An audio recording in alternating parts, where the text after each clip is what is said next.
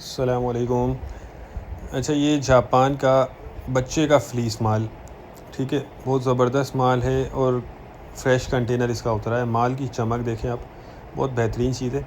अच्छा देखें, जैसे बच्चा कचरा होता है जिसमें सब कुछ मिक्स होता है, पजामे हो, ढाईने, कपर, स्वेटर वगैरह, ये देख लें CF चिल्ड्रन फ्लीस।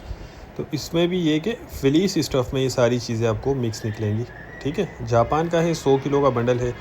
माल बहुत बेहतरीन है, साइज़ इसमें आपको सारे मिक्स मिलेंगे और कंडीशन क्वालिटी इसकी बहुत बेहतरीन है। ये देखें, माल बिल्कुल साफ़ सुथरा नज़र आ रहा है। ये होता प्री लव्ड लंडे वाला है, कोई न्यू नहीं माल, लेकिन कंडीशन वगैरह इसकी बहुत ज़बरदस्त है।